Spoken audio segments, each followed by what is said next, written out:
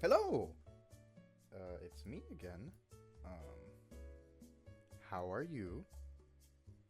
I thought it'd be real neat or interesting to some of you to see a frame by frame breakdown of my animation. Um, 20 over 200,000 views on YouTube, which is wild. I would have never imagined so many people would look at it, and I was a little flustered. Um, because I didn't expect like more than like what 10,000 people to watch it. That's like the average number of people that look at my stuff on Reddit. Um, but the fact that so many people took the time out of their day to take a look see really means a lot. Very humbled. Um, before I go any forward, I also want to mention that I'm doing a little Q&A. So if you have any questions, you can leave it down in the video. This by all means is no animation tutorial. I am going to go frame by frame and show you some of the thought process and some of the things, little details I put into it. Also like what didn't go in, because there's a lot of scrapped ideas that I had going into this. But without further ado, let's begin. First scene, nothing very interesting. It's literally just main character opening the door. That's about it. A lot of people, I thought it was real funny. A lot of people was like, "How come the person's hand disappears in this part?" And to that, I say it's from the other side. So the door is being opened through a different perspective. Um, but yeah, that I thought I clear that out. And now we go to the very first bit of the animation I did as a whole. If you look through my Reddit history or my Twitter, you'll see that you'll see very like rough line work without any color, with vectors sticking all over the place. And it was this originally. It was just a little animation of Sayori looking up all shocked like, without any words or lip movement, because I wasn't considering this being animated the way it ended up being animated.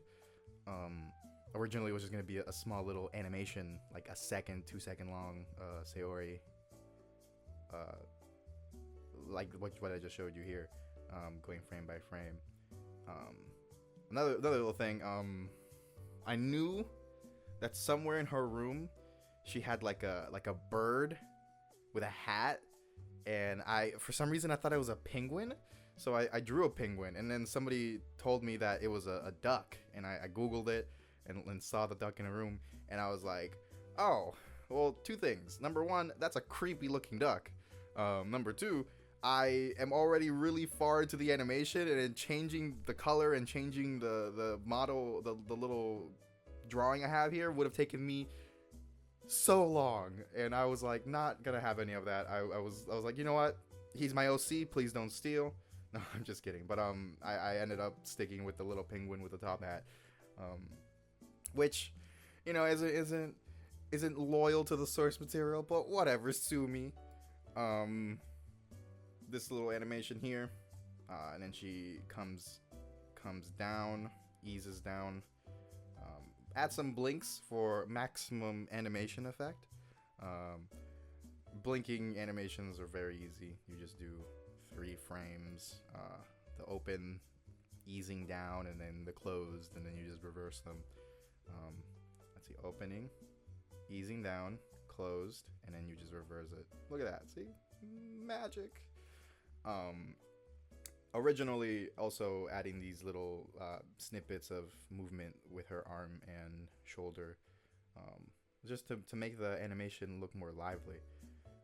Same thing with her hair. I love animating hair, and Sayori's hair is really hard. I'll show you later on what I mean by that. There's a lot of layers involved in each strand of hair, which animating takes quite a while. But I had a lot of fun doing this. It was a real fun process. Up in this bit, I thought it was real sweet. A lot of people liked this part. And a lot of people got spooped, and I was like, oh, I didn't mean to give you a spoop, but the fact that it did that, I was like, oh, look, I'm proud of myself. This is very touching. Thank you very much for being spooped.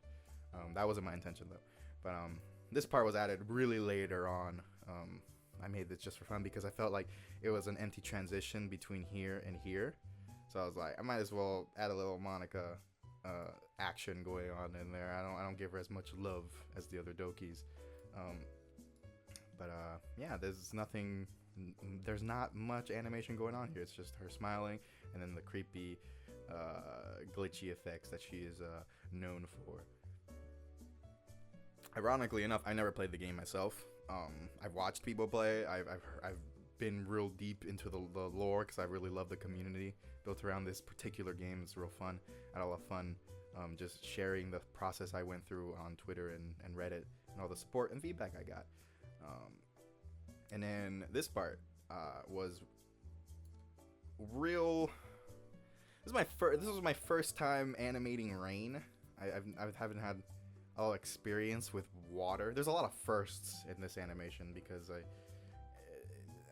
wet things are weird. I don't understand them very well. But there's three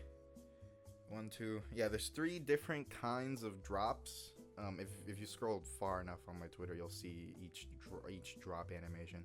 There's the front ground, the foreground, which is the little lines you see here, and then in the background you see the little drips up here. And there's 5 different kinds of drips, or 4, I don't remember the exact number. And then there's the water doing the, I don't know what the word is. What's the word? Bird. No. Where the water hits the actual puddle. You zoom in real close, like if I can find a good example. There we go. That's a whole motion in and of itself.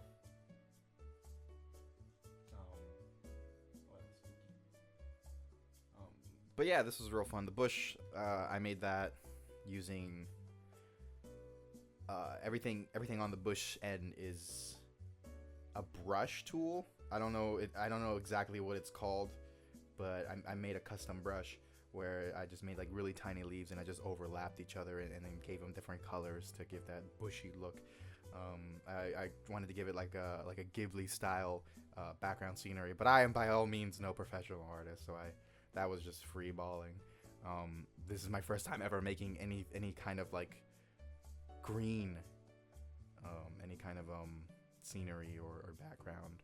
I'm not very good at backgrounds. I think my colors are stale. But and then the reflection is Sayori's house, inspired by Sayori's house. There's really not much to say about this. It's just a transition animation that was really, really fun to make. It took a long time. It's a cute little thing. Enough of that. Going into the next scene. This is where the animation started getting like more intense, because again, I didn't, like I mentioned earlier, originally it was just gonna be this bit, without any context, just Sayori looking surprised, and then that's the end. There was not gonna be all of this shenanigans going on here. But this bit where I started getting lots of people looking at my stuff and asking for more, and I was like, it was gonna be a one and done type deal, but I just kept animating, and I was like, I might as well make a scene at this point. The real question is how and what, and that's when I decided to do the moment Sayori confesses her depression to the main character, which I thought was real touching, real like heartstring pulling. Sarah's a real fun character to animate in general, so I was like, why not? I'll keep going. So I kept going, and I came up with this little area tidbit. I'm going to show you a more particular, whoopsie-doo, ignore that, a more particular breakdown, so I can show you how I work with layers and things like that with this particular scene, because this particular scene took me forever, but we're just going to go through it. There's my always moving, shimmy and shammying shoulders, just because having a little bit of motion, even though nothing is going on, or while they're talking, or before they're talking, I think makes the animation come to life and makes it look real neat. Doing mouths for Sayori was real easy, just your typical anime mouth person. Thank you, Dan, for having such a simple. I don't want to say basic, but it is a basic anime style visual novel, which is to be expected. There's only so many ways you can do one thing. Another point I want to touch on is the bow. Clothing animation is just not my thing. I don't feel comfortable with it. I'm comfortable with hair. I'm comfortable with eyes, mouths, any facial expressions, any facial movements. That's easy.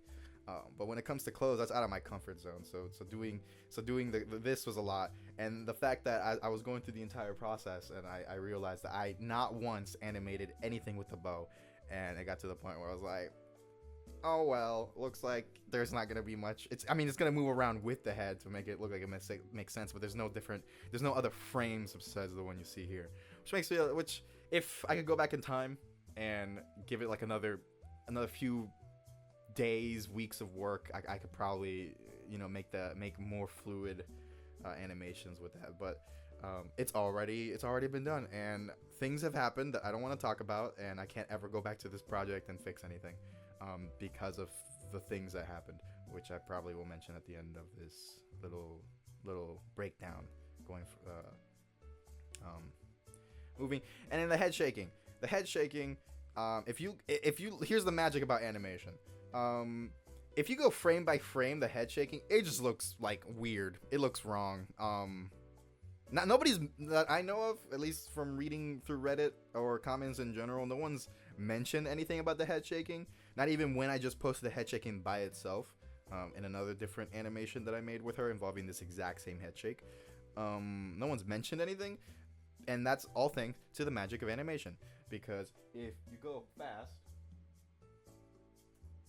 typically the average viewer won't be able to notice because it moves so fast. I animate in 30 frames per second, whereas traditional animation is done in 24 frames per second. And the reason why I do 30, number one, it looks smoother. More frames means more. The transition between frames is a lot smoother. It looks nicer. It moves. It's more fluid. So that's my number one secret, is that I use 30 frames per second. It shows you right here. If you can see that, it's real small. And number two, it hides my mistakes. If I pick any bouquets of oopsie daisies, I can rely on the frame count to save myself, because animating takes a long time, and when you're an animator, it's not about how good you are at drawing, it's more how good you are at problem solving. How do you make picture A look like picture B? As simple and quickly as humanly possible, because animating takes a long time. So it's all a math problem. It's all trying to get from point A to point B as smoothly and simply as possible. And that's why I use a higher frame count, is because I might make a mistake when it comes to perspective. I might make a mistake when it comes to proportion, but it's only going to be in the frame for 1/30th of a second. And that typically hides a lot of the mistakes I make with animation. Like here, for an example, the transition from this to this eye position is just one frame of blinking. 2 frames of blinking. So there's not much of a transition going from here to here besides this little blink. But that's all thanks to the magic of animation. That it tricks your brain just to looking like there's a smooth transition. That's why I love going through. I watch a lot of anime, and I love going frame by frame every animation, rewatching scenes, rewatching how an animator did a certain stroke or how an animator did a certain movement, just because it's so much fun to look at it analytically. But I lost my train of thought. This scene is the longest scene in the entire animation, and it took me a long time, days of working nonstop just to get it done, because I feel really bad if I don't animate, and I get like really, really sad if I spend the day not animating. So working on the scene was my zen, was my way of getting into a zen-like state, because it was a lot of work, a bunch of different moving parts, different motions, different expressions. They were all real fun to make. And comes this bit. All right, this bit wasn't going to be in the original animation. It's literally a second and a half of crying, of the tearing up portion. But someone mentioned in the comments, I don't know if you're watching, but if you are, it made me laugh. But I don't remember their name, and if I did, I would give them a shout out. But somebody mentioned in the comments, you know who you are, unless you're not watching, then you're not in here. That her eye looked like a Pokeball, and I was like, huh, it just made me giggle. I never thought of it. It was real funny. So props to you, Mr. Stranger. But this bit originally wasn't going to be any animation, but I wanted there to be a transition from besides this transition, I wanted there to be another transition from this scene to the scene where she starts crying. And when I was working on this scene particularly, I went through two other perspectives. There was going to be a side view. If you go through like Reddit, you'll see that there was a side view that has no color in it at all whatsoever. And then there was a 3/4 perspective view close up of the eye. But that 3/4 perspective was it turned out to be a little harder than I thought it would be. So my ambitions were crushed, and I decided to go with the the front view of the eye, with a little hair moving, as if like not the wind, because she's indoors, so it wouldn't really make sense. Originally, I did have the hair just continuously move, but that doesn't really make sense because you're indoors, and unless you have a really strong AC or like a fan or something, your hair really wouldn't be moving like this. But it does stop because she's just shifting around. Just add a little more animation to it. A lot of people were like, "Why make the blush pink? You should make it red." And I was like, "I like pink. I'm sorry. I think red is too strong of a color. Granted, I do normally do red blushes, but pink is the color I chose because why not?" This teardrop bit originally comes from the side view, which I made. So I didn't have to animate this because I already animated it when I was working on the side view, the profile view. And then we go through this other transition scene, which was also added pretty late into the game. I wanted another buffer from here to the crying scene, and I was like, why not this one? And I just made this little thing. A handful of you realize that there is a little piece of paper in the background, and that is I'll talk about that in a second. But this is Sayori's font used in the game. It's called hashtag. It took me a hot second to find it because there are so many fonts in the universe. And I don't remember where I looked. I think I found it on Reddit or something. Somebody found it and they were like, "Hey, look, here's a font of Sayori's handwriting for your Sayori handwriting needs." And then this font here is the same font used for the game, the font for the text. Whenever a character is talking, it's called an Aller font, I believe, AELLER. So if you guys are interested in fonts, those are two fonts that I know of. But in the background, her bed's messy, just have a book on the ground, her floor, and she's crying whilst getting ready for the second to last scene. And people mentioned I think it was one person or maybe a couple, that these two teardrops particularly don't make any sense anatomically, because anatomically I can words, I promise, because they're behind her, and I'm like, you're right, I made a mistake. I would fix it, but I can't because of reasons that I'll get into probably at the end of this video. But I posted it, and I would have to take it down and refix it. There are little bugs, but like I said, this scene is less than like 2 seconds long, so it's not that big of a deal in the grand scheme of things. Again, grand scheme of things. Again, this is where the 30 frames per second comes in handy, because you're not going to be looking at this for very long. And then we get to the what I like to call the climax of the animation is where she starts crying. And I will break this down. This particular scene in general, we've broken down further, showing you the layers in this little bit in just a second.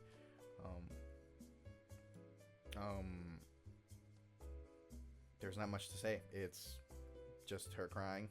This took me a few days to work on. I don't remember the exact time. It was real fun.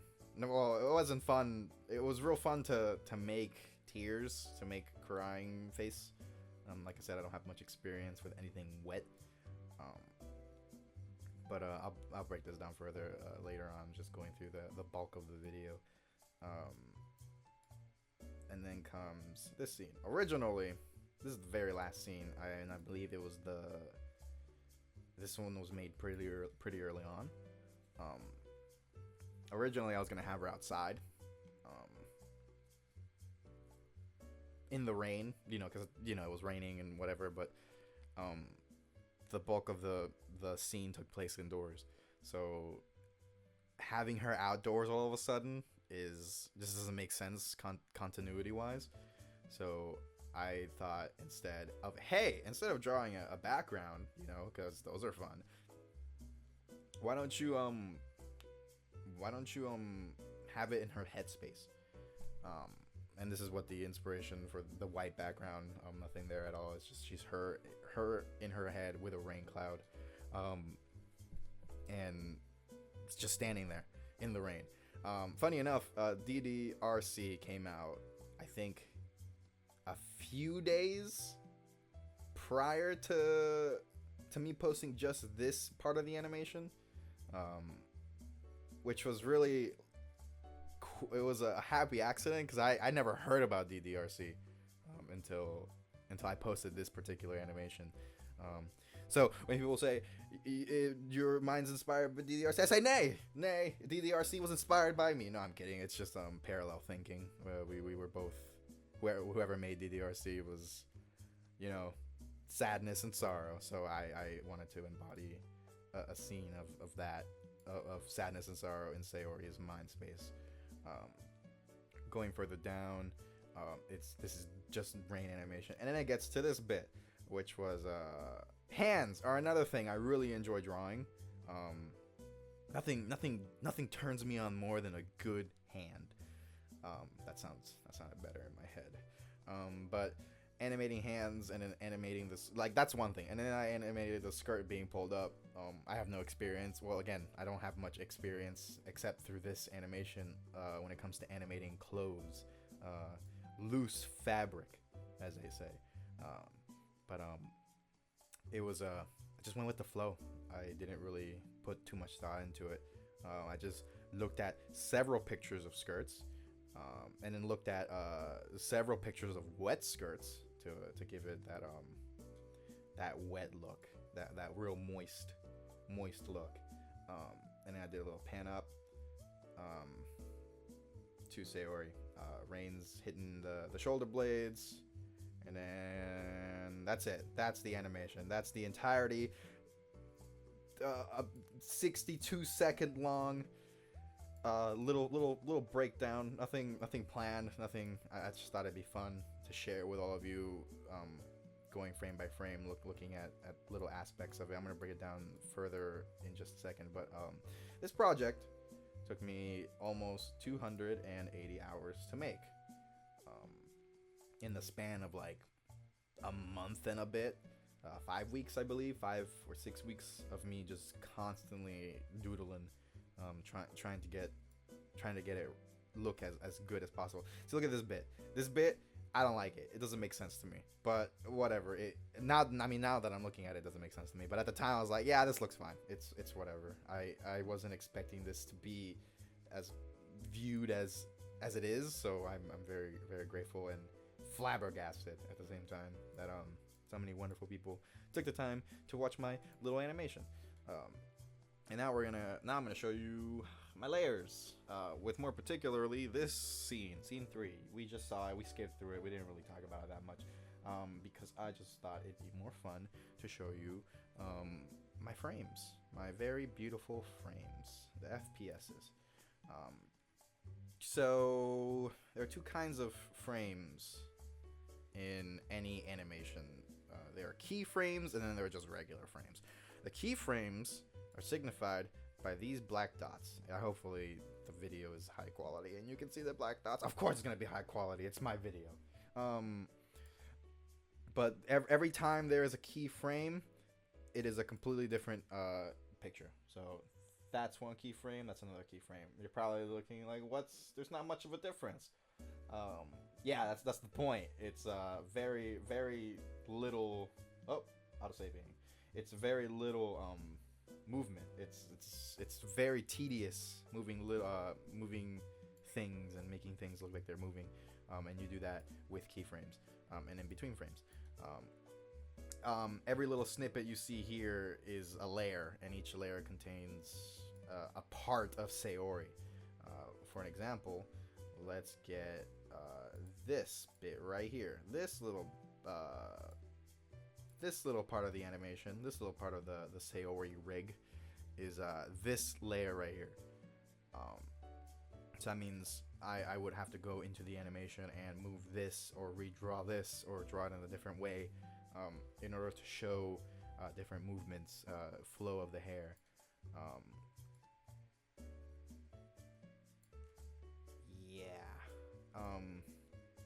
But that's pretty much it. This is an unfinished right here. Going through these frames is an unfinished bit of the rough vector work. As you can see, she's missing her right side. Well, her left side, our right. That's because, like I mentioned earlier, it's not about it's all about efficiency. It's all about you gotta think like 20 steps ahead. How am I gonna do this? The way, which is gonna be the most time efficient way to animate this particular thing. And in this situation, because you have a front view of a character, she's gonna be practically symmetrical. Everybody's shoulders look the same. Your left shoulder is gonna look like your right shoulder. Your left hand is gonna look like your left hand. Broadly, that is. So instead of me animating her shoulders, I just animated one. Just one shoulder, one forearm, one arm, which you don't really see a lot of. Originally, it was going to be a much wider shot, but again, cut down the time to be more efficient. So, looking at here, these three frames, these three layers compose the entirety of her torso. So in order to save time, and I would just animate the left side and then flip it and then move it around in place of the right side, and boom, you got yourself the animation you see. Whoopsie doo. Click clack. The animation you see here. These two sides are completely identical. There is nothing distinguishing them. Granted, you can see that more of this side shows than on that side, and that's due to her hair. But practically, that's the fun bit about drawing the front view of a character, is if you're gonna do a movement, you can cheat a little and not animate the whole thing. Just animate part of it and flip it. That's just one technique I used in order to save time. But enough of that. I think that pretty much wraps up this little, if you can even call it a breakdown, I don't know. I just thought it'd be fun to share my tings with all of yous, especially r/DDLC. You guys have been nothing but sweet and supportive, and it really means a lot. All the nice things people have said. When going back to where I mentioned I can never fix any of the mistakes I made. I I believe day 3 after I posted the video. Whoopsie doo. Day 3 after I posted the video, um, I did something and accidentally lost. I don't know. It's hard to explain. I don't want to explain it because I'm an idiot. But I lost all of like this is the only file I have of Sayori, of the line work, um, of the rough uncolored, layered work. Because typically I would put all my layers together and then color because you can't color if the vectors aren't closed. But if you don't know what that means, don't worry about it. It's me just explaining animation. I might do a tutorial thing sometime in the future, but I'm getting off track. Um, I lost all of my files, I finished for the most part the animation, and I got really depressed because I just like almost 300 hours of work just gone in a second. So I got a little down that I lost majority of my files involving DDLC. Even my Natsuki one, that's on my Twitter and or Reddit. That was one of the files I lost, so I had to redo it. And it's not as good as the original or the one I had planned. Where was I going? I was going somewhere with this. But yeah, that's a reason why I haven't been animating in a while. For a while is because I lost some important files. But yeah, I think that's pretty much it. I might put a link in the description below. Someone made a really good French dub of the animation. When I originally made this, I can't afford a voice actor, and I wasn't planning on having it voice acted because that involves talking to another human being, and I'm not good at that. So, but some cool beans took the time out of their day and dubbed it. I'm probably gonna send a link in the description. And the reason why I bring this one particularly up is because the audio quality is amazing, and B, they really like. I did not make this with the intention of it being lip synced, but they did lip syncing really well. So I want to give that one a particular shout out. If you don't follow me on Twitter, there's a description. There's in the description. Woo! If you have any questions, I'm doing a little Q&A like I mentioned, or at least I think I mentioned. That was like 15 minutes ago. I'm doing a little Q&A. If you're curious about me, how I do things, more personal stuff, there's gonna be links and stuff below, so you can ask your question here. Anyway, I hope you have a wonderful day. Okay, love you. Bye.